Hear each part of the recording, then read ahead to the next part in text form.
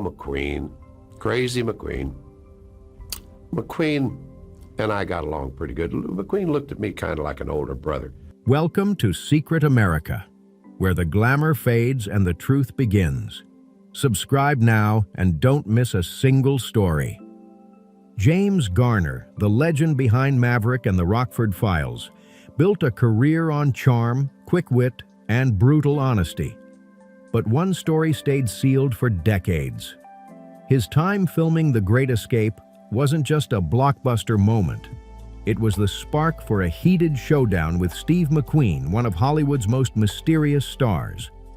Only after Garner passed did the truth finally slip out, revealing a side of their relationship nobody expected. Before that explosive feud, their connection started long before cameras rolled, shaped by Garner's wild early life. Born James Scott Bumgarner in Denver, Oklahoma, he grew up fighting through hardship with nothing but grit and instinct. Losing his mother at 5 shook his entire world, and his father struggled to keep the family steady during the Great Depression. Garner later said his stepmother treated him harshly, pushing him to his breaking point until he finally stood up for himself in self-defense during a tense confrontation. After his father walked away from the family, Garner hustled through life on his own terms, working random jobs, joining the Merchant Navy until seasickness shut that down, and even modeling underwear just to survive. It's wild to think that before Hollywood ever knew his name, James Garner was out in Korea catching shrapnel and surviving chaos most people only see in movies. Drafted in 1950, he served with the 5th Regimental Combat Team, and just 2 days after landing, he was hit by mortar shrapnel. Months later, he got wounded again, this time by friendly fire, earning 2 Purple Hearts he almost never talked about. One strange twist from his service was his intense garlic sensitivity, something that actually saved his life more than once. His unit once ate a poisoned meal he skipped because he smelled garlic.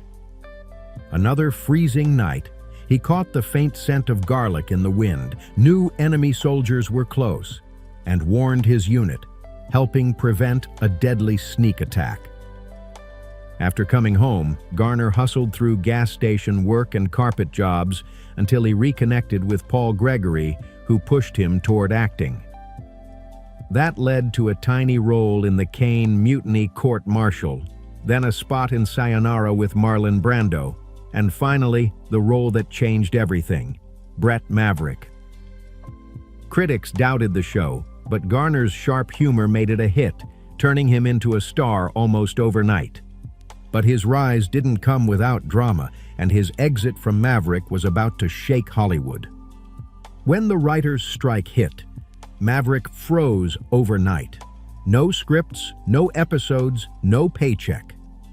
Warner Brothers acted like James Garner was suddenly optional, cutting him loose even though he was pulling just $1,250 a week and carrying the whole show. Garner felt blindsided, and that betrayal lit him up inside like a fuse ready to blow. Instead of letting the studio push him around, Garner went straight at them and sued for breach of contract. Hollywood was stunned, but he wasn't scared of big stakes. He lived in that zone. His case was solid, he won, and it proved he wasn't letting anyone control his career ever again. Warner Brothers tried to smooth things over with a raise and a fresh contract, but Garner was done playing puppet for executives. He walked away, and the studio scrambled to replace him, even putting Robert Colbert in the same clothes and telling him to copy Garner's whole vibe. Colbert joked he'd rather play Brenda than pretend to be another man.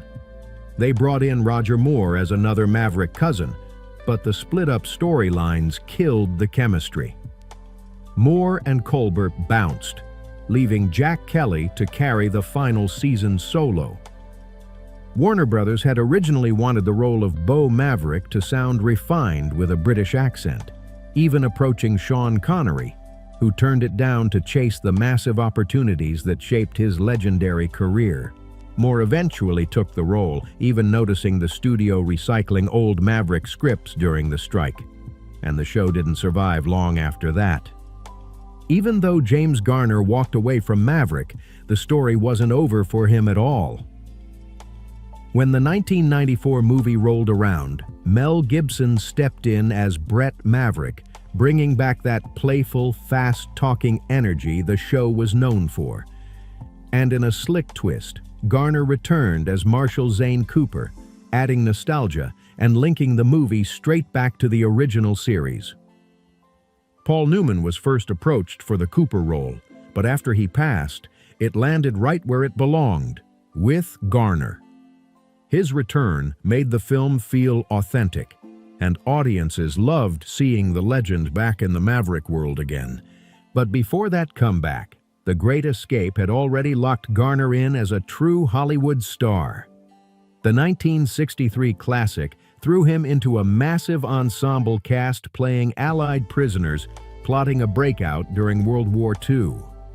Garner played Henley, the scrounger, the smooth talker who always found what the team needed. Steve McQueen, still climbing the Hollywood ladder, was determined to steal the spotlight with his rebellious Cooler King role.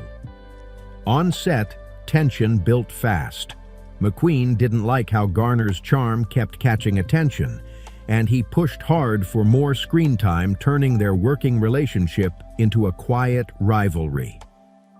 The film itself became legendary, a mix of suspense, teamwork, and dangerous stakes that audiences never forgot. Garner, Bronson, McQueen, Attenborough. Every character brought something bold to the screen, making The Great Escape one of the most iconic war films ever made. Tension on The Great Escape set kept rising as Steve McQueen pushed director John Sturges to boost his screen time. But once cameras rolled, McQueen didn't need any extra scenes. That legendary motorcycle sequence turned him into a cinematic icon all by itself. The magic of the film came from the whole squad: Garner's swagger, Attenborough's calm leadership, Bronson's grit, and James Coburn's dry humor. When the movie dropped in 1963, critics were split. Some called it too cold, while others praised the tight pacing and perfect cast. The audience didn't care about the critics. The film became a classic loved for its mix of danger, teamwork, and wild heroics. But behind all that success, Garner had his own real thoughts about McQueen. And he didn't sugarcoat anything. Even though he usually kept things cool in Hollywood, he admitted their vibe on set was rocky. McQueen stayed distant, hiding out in a private chalet and rolling up to work in a Rolls-Royce, which only made their personalities clash harder. Garner eventually opened up in his memoir, calling McQueen a pain in the ass and saying he acted more like a superstar than a real actor. He felt McQueen leaned too heavily on attitude instead of range. And the on-set drama didn't stop. There were tantrums, arguments, and moments so chaotic that Sturges even thought about shifting the whole movie to center on Garner instead. Garner turned that idea down, knowing it would blow up the production. Instead, he went straight to McQueen and confronted the issue, learning McQueen hated how his character looked and wanted more heroic moments. Director John Sturges eventually boosted Steve McQueen's role by adding the famous motorcycle stunts, a move many felt gave McQueen exactly the spotlight he wanted. But James Garner always believed those demands were over the top, and they shaped how he viewed McQueen long after filming wrapped. In the Garner Files, Garner opened up with raw honesty, unpacking decades of Hollywood chaos. He blasted studio boss Jack Warner for being rude, and even said Charlton Heston's acting style felt stiff to him. But it was his take on McQueen that grabbed the most attention. Garner said McQueen struggled with insecurity and jealousy, which made working with him tough at times. He even revealed that McQueen's wife, Neely, once confided in him about her husband's fears and suspicions.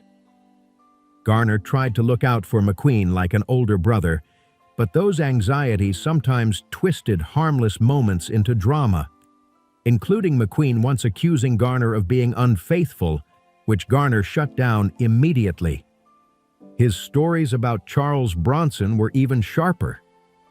Garner called Bronson bitter, describing a tense poker game where Bronson tried to avoid paying a bet to a struggling extra. Garner stepped in, the argument flared, and things nearly got physical before it cooled off. Years later, they ran into each other at a restaurant, and both admitted the bad blood had never fully faded. In his memoir, Garner didn't pretend his life was spotless.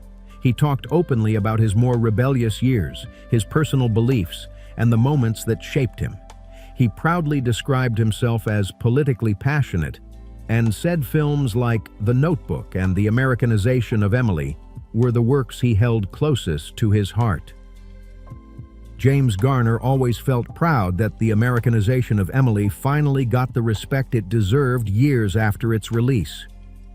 He loved films like Murphy's Romance and Grand Prix, but he kept it real about the rest, saying plenty of his movies were just okay and a few were straight up bad in his eyes. But his most legendary role, Jim Rockford, came with battles the audience never saw. In the mid-1970s, Roy Huggins teamed up with Stephen J. Cannell to create The Rockford Files, a modern twist on the Maverick spirit. Garner stepped in as Rockford, a private investigator with charm, grit, and attitude, and the role fit him perfectly. The Rockford Files blew up fast thanks to its raw LA vibe, grounded stories, and Rockford's messy, lovable, everyman energy. He wasn't some bulletproof action hero. He lived in a beat-up trailer, wore wrinkled clothes, and survived on heart and hustle, which made fans connect with him instantly. Garner pushed for realism and performed many of his own stunts, especially the wild car chases that became the show's signature. His longtime love for cars, sparked during Grand Prix, helped turn Rockford's gold Pontiac Firebird into an icon all by itself.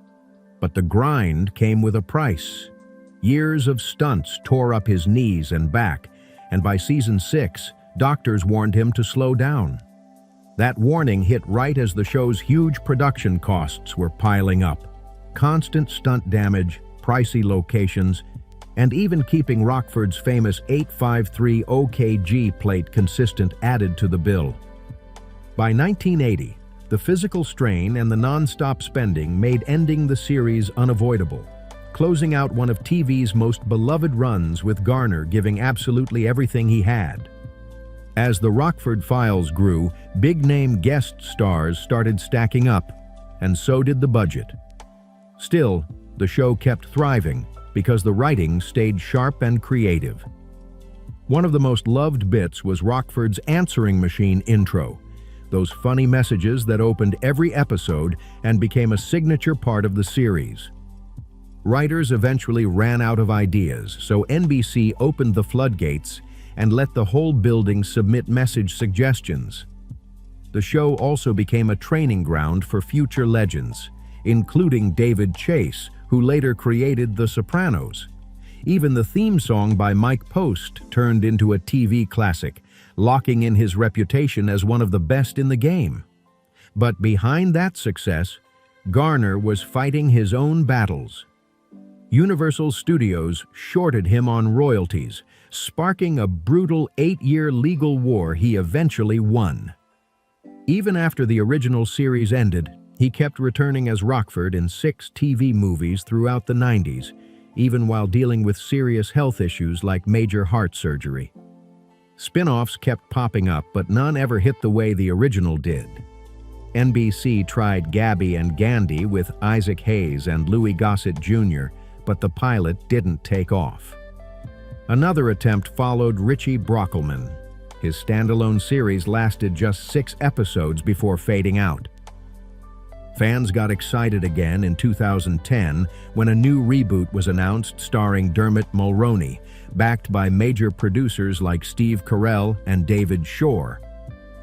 But the pilot missed the heart and grit that made Rockford special. Critics dragged the direction and felt Mulroney didn't capture the character's charm. Even after heavy re-editing, NBC pulled the plug, leaving fans disappointed but still dreaming of a proper revival someday. Behind Jim Rockford's smooth charm, James Garner carried struggles he rarely showed to the world. He wasn't just a talented actor, he became a Hollywood favorite thanks to his warmth, honesty, and unforgettable roles like Brett Maverick and Rockford. Off-screen, people respected him even more for staying loyal to his wife Lois Clark, proving long-lasting love was still possible in an industry famous for breakups. But behind that easy smile, Garner battled serious health issues later in life. Years of doing his own stunts left him with painful injuries, surgeries on his back and knees, and complications that kept stacking up. He dealt with sinus problems, heart surgery in 1988, and the long-term effects of a stroke he suffered in 2008, yet he pushed forward with real grit. He even survived a terrifying road rage attack he once described in an interview. After a small car accident, an angry driver dragged him into a fight that left him with broken bones and a concussion. But he still refused to back down. Even in his later years, Garner kept working. On Space Cowboys, he joined Clint Eastwood, Donald Sutherland, and Tommy Lee Jones for a high-energy adventure that left the older cast bruised and banged up. Garner dislocated his shoulder during filming, and Eastwood himself stepped in to help, but Garner just laughed it off like it was nothing. Eventually, the toll of age and past injuries caught up with him. After years of declining health following his stroke, James Garner passed away on July 19, 2014, at 86 from a heart attack, leaving behind a legacy loaded with heart, humor, and toughness. Thank you for watching. Please like, share, subscribe Secret America channel, comment, and turn on post notifications to stay updated with our latest content.